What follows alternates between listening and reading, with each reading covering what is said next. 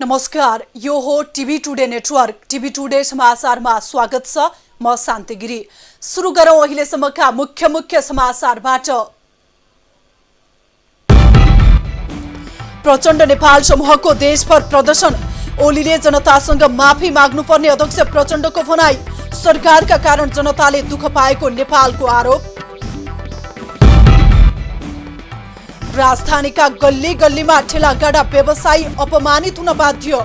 रोग र फोकको भन्दा महानगरको डर बढी। राज्यको बेवास्ताले गरिबीको दुष्चक्रमा। सप्तरीका डोम समुदाय बसको ठण्डीमा सकसपूर्ण दैनिकी जिउँदै। नाना र खानाको चरम अभाव। न्यानो कपडा र पोसिलो खानाको व्यवस्थामा कसैले सघाएन। सवारी पार्किङ अभावमा इटहरी कुरु बन्दै। उपमहानगरले पार्किङ शुल्क असुल्दै। पार्किङ स्थल निर्माणमा ढिलाइ भएको उपमहानगरको भनाई। र यस वर्ष 56,21,000 मेट्रिक टन धान उत्पादन। अहिलेसम्मकै बढी उत्पादन। 60 लाख मेट्रिक टन धान उत्पादन गर्ने सरकारी लक्ष्य अधुरै। अब समाचार विस्तारमा। केपी शर्मा ओलीले गरेको संसद विघटनको नेपाल प्रचण्ड समूहले मंगलबार देशभरि प्रदर्शन गरेको छ। प्रचण्ड माधव समूहका 3 जना शीर्ष नेताले काठमाडौँमा भएको विरोध सभामा सहभागिता जनाउनु भएको छ। तत्काल संसद पुनर्स्थापना हुनुपर्ने माग राखेर प्रचण्ड नेपाल समूह आन्दोलनमा होमिएको छ। केपी ओलीले पार्टी र जनताको हित विपरीत काम गरेको प्रचण्ड नेपाल समूहले आरोप लगाएको छ। नेकपा प्रचण्ड माधव समूहका अध्यक्ष पुष्पकमल दाहाल प्रचण्डले केपी शर्मा ओलीलाई बुझ्न नसकेको भन्दै जनतासँग माफी माग्नुपर्ने बताउनु भएको छ। पैसा उता उनी प्रधानमन्त्री पनि रहँदैन। नेपालको राजनीतिक इतिहासबाट तिनको पत्ता साफ हुनेवाला छ। हुनेवाला त्यही छ हेर्नु होला। अनि उनीले नै चाहिँ श्री 3 महाराज धिराज हुन्छु भन्ने सपना देखेर हुनेवाला हो यो नेपाल। आजको नेपालमा नेकपाले बनाएको प्रधानमन्त्रीले संविधान र संघीय लोकतान्त्रिक गणतन्त्रमाथि प्रहार गरेको आरोप लगाउनु भएको छ। नेकपा प्रचण्ड माधव समूहका अध्यक्ष माधव कुमार नेपालले पनि प्रधानमन्त्री केपी शर्मा ओलीको पूर्व राजा ज्ञानेन्द्र शाहसँग तुलना गर्नुभएको छ। संसद विघटनको विरोधमा प्रचण्ड माधव समूहले बिरकुटी मण्डपमा आयोजना गरेको विरोध सभालाई सम्बोधन गर्दै उहाँले प्रधानमन्त्री ओलीको चर्को आलोचना गर्नुभएको हो। ओलीका कारण जनतालाई सुख कम दुःख ज्यादा भएको, मान कम अपमान ज्यादा सहन परेको बताउनु भएको छ। ओलीले म्यानिपुलेसनमा विश्वास गर्ने गरेको र एकै दिन धेरै कार्ड खेल्ने गरेको बताउनु भयो। नेपाल कम्युनिस्ट पार्टी नेकपाको प्रचण्ड नेपाल समूहका वरिष्ठ नेता झलनाथ खनालले पनि पानी जहाज र रेलको कुरा गरेर केपी शर्मा ओलीले नागरिकलाई झुक्याएको आरोप लगाउनु भएको छ। संसद विघटन विरुद्ध नेकपाको प्रचण्ड नेपाल समूहले काठमाडौँमा गरेको आमसभामा उहाँले कहिले पानी जहाजको कुरा त कहिले घर घरमा पाइपबाट ग्यास ल्याउने कुरा गरेर नागरिकहरूलाई झुक्याएको उहाँले बताउनु भएको हो। यस्तै उहाँले 3 वर्षसम्मको अवधिलाई ओलीले उखान र टुक्कामै बिताएको आरोप समेत लगाउनु भयो। यसैगरी नेकपा प्रचण्ड नेपाल समूहले देशका सबै प्रदेशमा विरोध प्रदर्शन गरेको छ।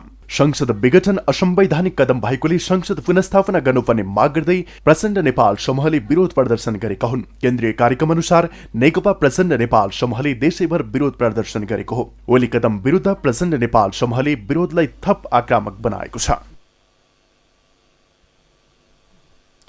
अब पालो स्पेशल रिपोर्टको।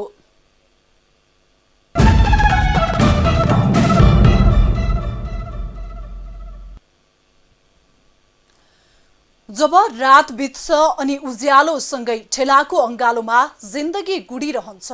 बिहानीको उषा किरणसँगै सन्ध्याकालीनसम्म ठेलासँग साक्षात्कार चलिरहन्छ। हो यस्तै राजधानीका गल्ली गल्लीमा ठेला खसेट्दै 2 पैसाको जोहो गर्नेहरूको ताती नै छ। यी मान्छेहरूले बिक्री गर्ने वस्तुको मूल्यसँगै मानवीय अपमान पनि उत्तिकै सहनुपर्छ। यो दृश्य हो राजधानीका गल्ली गल्लीमा बिहानीको उषा किरणसँगै सन्ध्याकालीन प्रहरसम्म ठेला घचेट्नेहरूको वास्तविक जिन्दगीको। हाड छाला घोटेर इमानको व्यवहार गर्दा पनि अपमानित हुन परिरहेको छ। श्रम गरेर खाँदा पनि मानिसहरूबाट दुर्व्यवहार अनगिन्ती छन्। यस्ता अमानवीय दुर्व्यवहारको प्रहार कति हो कति कसले पो गिन्ती गरिदिएको छ र। च्यातिएको पहिरनमा मलिन अनुहार अनि केही खुसीका बाछिटाहरूसँग गल्ली गल्लीमा चिच्याउन थालेको धेरै भो। के झरी, के घाम, के खडेरी, के प्यास, के थकान, यी त सामान्य जस्तै भइसके जिन्दगीमा। तर अभिराम जिन्दगीको पाङ्ग्रो पसिनासँग निरथुक्कै भिजेरै गुडिरहेको छ। हन्डर ठक्कर मानवीय अपमान र हेय सहँदा सहँदा सहने बानी परिसकेको छ। तैपनि हिम्मत हारेको छैन। मिठो खान र राम्रो लगाउन, सुविधायुक्त काम गर्न रहर त छ, तर रहर भएर के गर्नु? ठेला नै जिन्दगीको वास्तविक आफन्त भएको छ। यो भन्दा पहिला चाहिँ राम्रै थियो, अहिले यो लकडाउनमा आएपछि अब धेरै नराम्रो भयो। अहिले त हामीलाई ज्यान पाल्न पनि गाह्रो छ। दिनभरि घुमो, बेलुका अब 1000 रुपियाँ 800 रुपियाँ व्यापार हुन्छ, त्यसले अब सामान पनि हाल्न पर्यो। त्यही पनि भनेको ठाउँमा राख्न पाइँदैन। नगरपालिकाले लखाट्छ, छेउछाउ लागेर लुकेर बेच्नुपर्छ। सडकको छेउमै ठेला गाडामा व्यापार गरेरै जीवन काटौं भन्ने चाहना त पक्कै पनि होइन होला, तर नियतिले त्यही पेसाबाटै बाँच्नु भनिदिएको छ।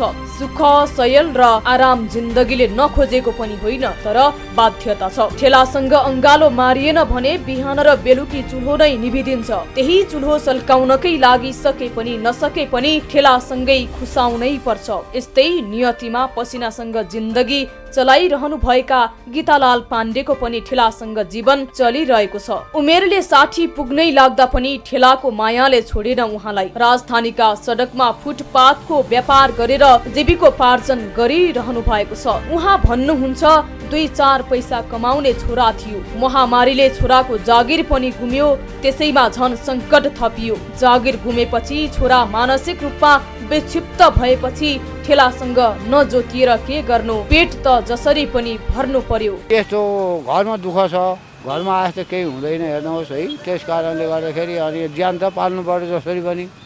अनि त्यही भएर अनि यही भए पनि मलाई अब बुढो मान्छे बालकैदेखि अम्बल खाने बानी हो। अनि अम्बल खानुपर्छ, चिया खानुपर्छ, अनि यो बेचेर मलाई चिया खानलाई चाहिँ पुग्छ।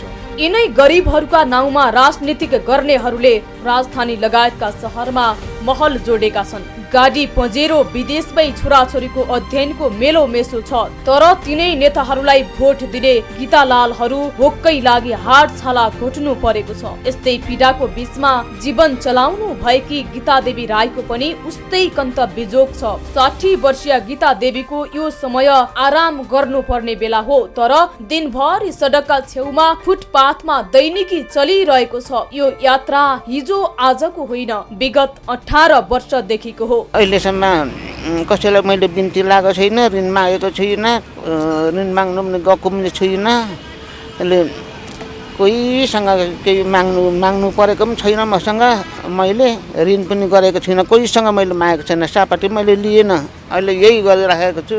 समृद्धिको भजन गाउने सरकार यी ठेला गाडाहरूलाई मलहम लगाउनु पर्ने हो, तर यी ठेला गाडा चलाएकै न्यूमा दण्ड सजाय बेहोर्नु परेको छ। सडकमा गरी खाएकोमा नगरपालिकाबाट पटक पटक यातना भोग्नु परेको छ। सडकमै पसिना बगाउँदा पनि कुन बेला धपाइनु पर्ने हो पत्तै हुँदैन। रोग र भोकको भन्दा नगरपालिकाकै डर उत्तिकै बढी छ। राज्यले संरक्षण गर्नु पर्ने हो, तर त्यही राज्यबाट सबैभन्दा बढी अपहेलित हुन परेको छ। सत्ता र महलका मालिकबाट हेलिएका यी वर्गको पक्षमा न त कुनै व्यवस्था आयो, न त सरकार। ठेला गाडालाई सत्ता र सडकमा भइरहेका राजनीतिक जालझेलको विषयमा कुनै चासो हुँदैन, किनकि उनीहरूको लागि सरकार र सत्ता अझै आएको छैन। टिभी टुडे एचडी टेलिभिजन विशेष ब्युरोको सहयोगमा क्यामेरा पर्सन दिनेश तिमिल्सनाको साथमा विजया ढुङ्गेल र संगीता थापा, काठमाडौँ।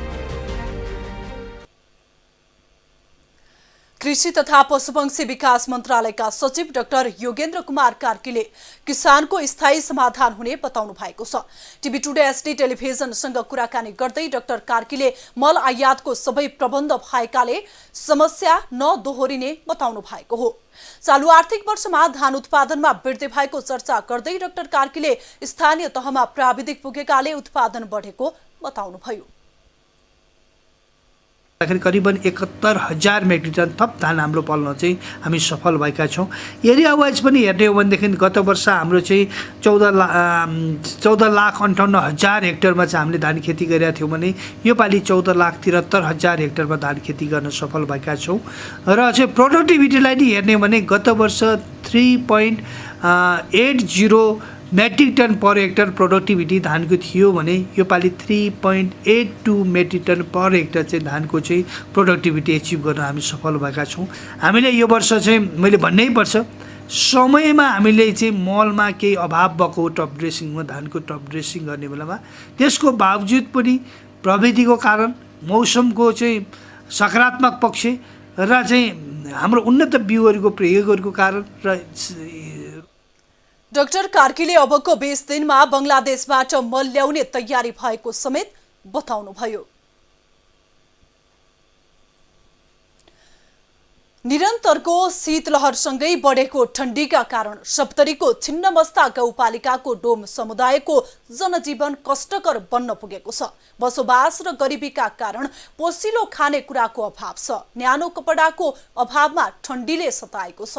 चिसो बढेसँगै विपन्न गरिब डोम समुदायको जनजीवन निकै नै कष्टकर बनेको छ। सप्तरीको छिन्नमस्ता गाउँपालिका वार्ड नम्बर 3 का डोम समुदायको दैनिकी कष्टकर छ। गरिबी, अभाव, रोग र भोग त छँदैछ, त्यसैमा पनि पौषको ठण्डीले दैनिकी झनै कठिन भएको छ। यस्तै कष्टकर दैनिकी गुजारिरहनुभएका 70 वर्षीय हलेश्वर मरेक सकी नसकी भए पनि बाँसको छिटो बनाउन व्यस्त हुनुहुन्छ। बिहान बेलुकाको छाक टार्न बाँसका सामग्री बनाउनु पर्ने बाध्यता छ। भोको पेट भर्न र नाङ्गो शरीर ढाक्नकै लागि पुर्ख्यौले पेसालाई हलेश्वरले 70 वर्षको उमेरमा पनि निरन्तरता दिनुपर्ने बाध्यता छ। यो पौषको ठण्डीमा रोगी शरीर घिसार्दै काममा भिड्न परेको छ। चिसोले हात कठ्याङ्ग्रिएर काम गर्नै नसक्ने हुँदा पनि अगेनामा हात सेकाएर भए पनि काम गर्न परेको छ। ठण्डी करबै काम त खेबै कि टापै छियै एकटा काम करै छियै या बैठे ढाकी खाइ छियै नै बिकै छै नै खाइ छियै। 5 वर्ष अघि जवान छोरो सन्तोषको पोखरीमा डुबेर शङ्कास्पद मृत्यु भएको थियो। छोराको मृत्युपछि 2 वर्षका नाति रूपेशको पालन पोषणको जिम्मा पनि उहाँकै काँधमा आइपरेको छ। वृद्ध अवस्थामा पनि आफू, बालक नाति र परिवारका अन्य सदस्यको नाना र खानाको जोहो गर्नै परेको छ। यस्तै पीडा छिन्नमस्ताको वार्ड नम्बर 6 का डोम परिवारको पनि छ। सुवासको राम्रो सुविधा छैन। गरिबीका कारण पोसिलो खानेकुरा खान असम्भव जस्तै छ। गति र लुगा नरहेका कारण परालको घुर बालेरै पौषको ठण्डी कटाउनु पर्ने बाध्यता छ। ऐलानी जग्गामा झुम्रो बारेर बसेका 12 घर डोम परिवार यसपालिको ठण्डीमा बाँचिन्छ कि बाँचिँदैन भन्ने चिन्तामा छन्। मतलब जैसे देखियो दलित आदमी छै, गरीब सबसे जनजाति में अखनी मरी के भए रहल छै आ तैठना जैसे सरकार कुछ नहीं मतलब हिफाजत कए रहल छै, मतलब जाड़ के लेल मतलब कुछ कपड़ा के लेल। तब सर जैसे मतलब आप की करबै जनके दलित छै जब आप मरिए जीवी। गरीब र असहाय डोम समुदायको न्यूनतम खाना र नानाको व्यवस्था राज्यले गर्नुपर्ने हो। तर डोम समुदायको कान्त बिजोगको विषयमा राज्यका 3 तहका सरकार बेखबर छन्। गत वर्ष फाटफुट सङ्घ संस्थाहरूले खाना र नानामा सघाउँथे, तर यस वर्ष कुनै पनि निकाय र सङ्घ संस्था समेत पुगेका छैनन्। कहीँ कतैबाट कसैको साथ र सहयोग नहुँदा डोम समुदायका वृद्ध वृद्धा र बालबालिकाहरू पौषको ठण्डीमा सकसपूर्ण दैनिकी गुजार्न बाध्य छन्। टिभी टुडे एसडी टेलिभिजन प्रदेश 2 ब्युरोको सहयोगमा सप्तरी सहकर्मी सौरभ यादवको रिपोर्ट। नेपाली कांग्रेसका नेता गगन थापाले संसदमा अविश्वासको प्रस्ताव फेल गर्न नसकेर प्रधानमन्त्रीले प्रतिनिधि सभा नै भङ्ग गरेको आरोप लगाउनु भएको छ। मंगलबार नेपालगञ्जमा आयोजित पत्रकार सम्मेलनमा बोल्दै नेता थापाले संसदको सामना गर्न नसकेर प्रधानमन्त्री ओलीले राष्ट्रपति भण्डारीले संविधानमाथि जालझेल गरेर संसद विघटन गरेको आरोप लगाउनु भएको हो। नेता थापाले प्रधानमन्त्रीलाई कायरको संज्ञा दिँदै राजीनामा दिनुपर्ने माग समेत गर्नुभयो। समाचारमा पालो छोटो विश्रामको।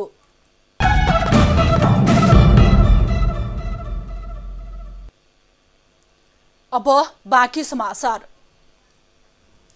संस्कृति पर्यटन तथा नागरिक उड्डयन मन्त्री भानुभक्त ढकालले यस अघि सुरु भएका सबै राम्रा कामलाई निरन्तरता दिने बताउनु भएको छ।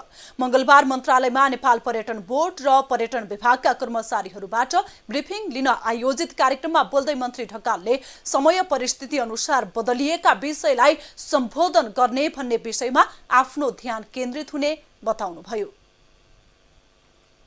यो सार्वजनिक तौरमा भएको बेला मैले गर्नुपर्ने के हो भन्ने मूल मन्त्रलाई चाहिँ अगाडि राखेर हामीले गरियो भने अनि ठिक हुन्छ, कार्ययोजना पनि ठिक हुन्छ, काम गर्ने साथीहरूको दायरा पनि मलाई लाग्छ त्यो अलिकति फराकिलो हुन्छ, अलिक विश्वासिलो हुन्छ।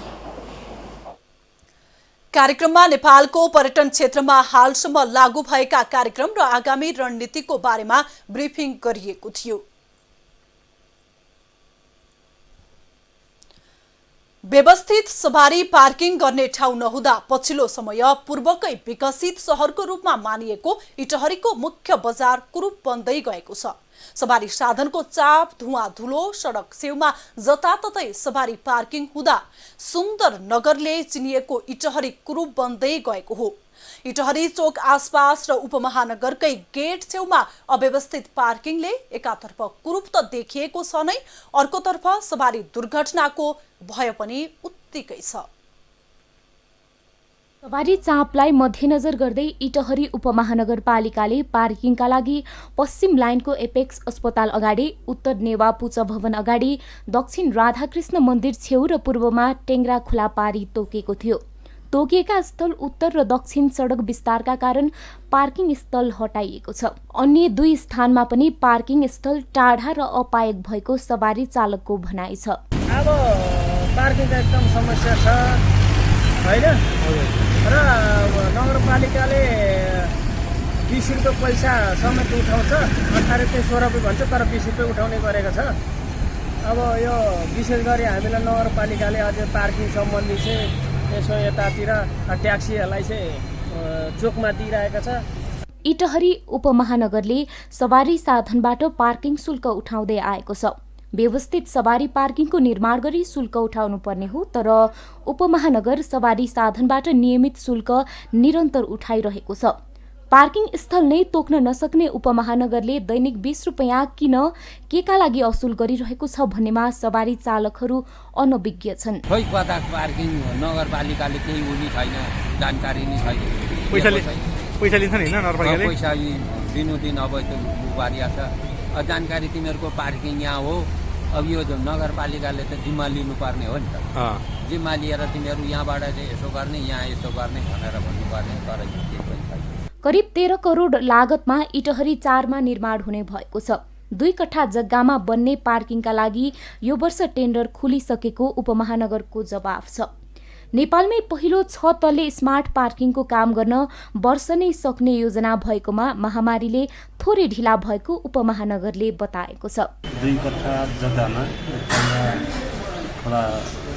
अलिकति उत्तरतिर अधिकारी मेडिकल हल अगाडि छ, आफ्नो नाममा रहेको जग्गा, सो स्थानमा स्मार्ट पार्किङ एकैपटक हामीले 80 देखि 100 वटासम्म हल्का सहरी साधनहरूलाई पार्किङको माध्यमबाट व्यवस्थापन गर्ने सन्दर्भमा गत वर्ष हामीले यो चाहिँ टेन्डर आह्वान गरेका छौँ। र उक्त योजना चाहिँ यो जुन विश्वव्यापी महामारीकोमा जुन कोभिडको कारणले लकडाउन भयो, त्यो कारणले गर्दा सो समयमा कुनै पनि टेन्डर पर्न सकेन र हामीले गत वर्ष चाहिँ कार्यान्वयन गर्न सकेनौँ।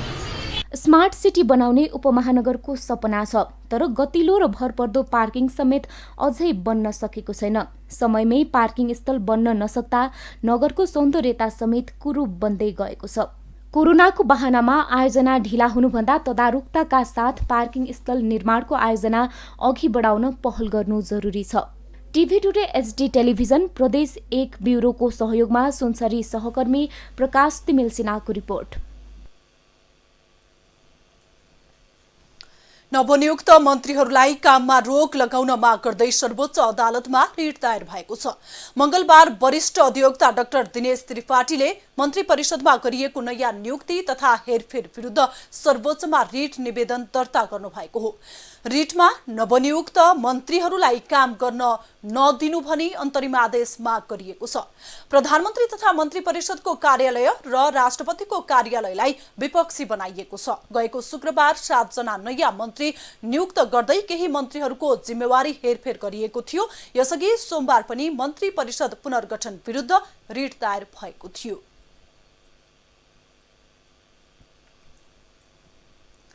उखु किसानहरूले 21 दिनभित्रमा उद्योगीहरूबाट सबै भुक्तानी नपाए फेरि आन्दोलन गर्ने बताएका छन्। सरकार र किसानहरू बीच 21 दिनभित्रमा उद्योगीबाट सबै रकम भुक्तानी दिलाउने सम्झौता भएको छ। सरकारले 21 दिनभित्रमा भुक्तानी नदिने उद्योगीलाई कारबाही गर्ने प्रतिबद्धता जनाएपछि सम्झौता गरिएको उखु किसानहरूले बताएका छन्। तर यो अवधिभित्रमा सबै भुक्तानी नपाए फेरि काठमाडौँ आएर नयाँ स्वरूपमा आन्दोलन गर्ने किसानहरूको भनाइ छ। हामीहरूले 90 करोड भनिरहेको छु। अर्को कुरो के भनेको छु भने हामीहरूलाई यति मतलब जे ऋणमा डुब्यो हाम्रो किसान, पैसा पाएन, थिचोमिचो पनि भयो, जस्तो कि एकातिरबाट भ्रष्टाचारी जस्तो पनि भयो। उखु किसानहरूले उद्योगीबाट 90 करोड रुपैयाँ लिनुपर्नेमा उद्योगीहरूले 65 करोड रुपैयाँ मात्रै भुक्तानी दिन बाँकी भएको बताएकाले छानबिन गरी भुक्तानी दिलाउने सम्बन्धमा समेत सहमति भएको हो। समाचारमा फेरि छोटो विश्राम।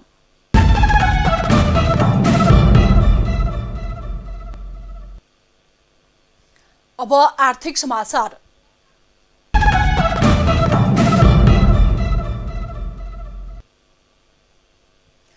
चालू आर्थिक वर्षमा धान उत्पादनमा वृद्धि भएको छ। यस वर्ष इतिहासमै सबैभन्दा बढी धान उत्पादन भएको कृषि मन्त्रालयले बताएको छ। यस वर्ष 14,73,474 हेक्टर क्षेत्रफलमा धान खेती गरिएकोमा 56,21,710 मेट्रिक टन धान उत्पादन भएको छ। यो गएको वर्षभन्दा 70,832 मेट्रिक टनले बढी हो। सरकारले चालू आर्थिक वर्षमा 60 लाख मेट्रिक टन धान उत्पादन हुने प्रक्षेपण गरेको थियो। तर समयमै मल उपलब्ध नहुँदा उत्पादन अपेक्षा गरे अनुसार नभएको जनाइएको छ। अब विश्व समाचार।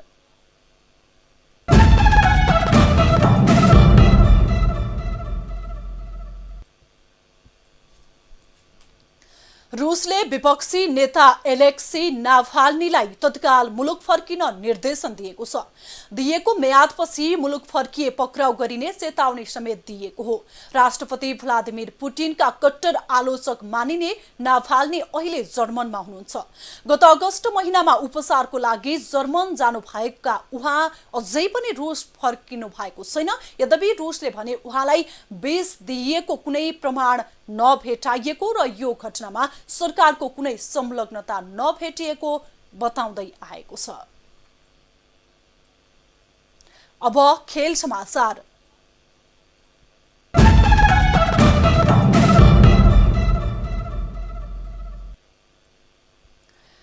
प्रधानमन्त्री कप राष्ट्रिय महिला क्रिकेट प्रतियोगिता अन्तर्गत समूह बी को आज भएको खेलमा सुदूरपश्चिम प्रदेशले विजय सुरुवात गरेको छ। सुदूरपश्चिमले गण्डकी प्रदेशलाई 60 रनले हराएको हो। यस्तै आजै भएको अर्को खेलमा प्रदेश 1 ले बागमती प्रदेशलाई 46 रनले हराएको छ। लमही क्रिकेट मैदानमा टस जितेर पहिले ब्याटिङ गरेको प्रदेश 1 ले 20 ओभरमा 5 विकेट गुमाउँदै 106 रन बनाएको थियो। समाचार सकियो। समाचारबाट बिदा लिनु पूर्व मुख्य समाचार फेरि एकपटक। प्रचण्ड नेपाल समूहले देशभर प्रदर्शन। ओलीले जनतासँग माफी माग्नुपर्ने अध्यक्ष प्रचण्डको भनाई। सरकारका कारण जनताले दुःख पाएको नेपालको आरोप। राजधानीका गल्ली गल्लीमा ठेलागाडा व्यवसायी अपमानित हुन बाध्य। रोग र भोक भन्दा महानगरको डर बढी। राज्यको बेवास्ताले गरिबीको दुष्चक्रमा। सप्तरीका डोम समुदाय पोषको ठण्डीमा सकसपूर्ण दैनिकी जिउँदै। नाना र खानाको चरम अभाव। न्यानो कपडा र पोसिलो खानाको व्यवस्थामा कसैले सघाएन। सवारी पार्किङ अभावमा इटहरीको रूप बन्दै। उपमहानगरले पार्किङ शुल्क असुल्दै। पार्किङ स्थल निर्माणमा ढिलाइ भएको उपमहानगरको भनाई। र यस वर्ष 56,21,000 मेट्रिक टन धान उत्पादन, अहिलेसम्मकै बढी उत्पादन। 60 लाख मेट्रिक टन उत्पादन गर्ने सरकारी लक्ष्य अधुरै। हामीलाई TV today Nepal apps download गरी विश्वभरि प्रत्यक्ष हेर्न सक्नुहुनेछ। साथै www.tvtoday.news.com मा गई हेर्न र पढ्न सक्नुहुनेछ भने फेसबुक, युट्युब र ट्विटरमा समेत फलो गर्न सक्नुहुनेछ। विकास निर्माण र जनसरोकारका विषयमा हाम्रो आवाज जारी छ। अहिलेलाई सम्पूर्ण समाचार युनिटका साथ म शान्ति गिरी पनि बिदा चाहन्छु। टिभी टुडे एचडी हेर्दै गर्नुहोला।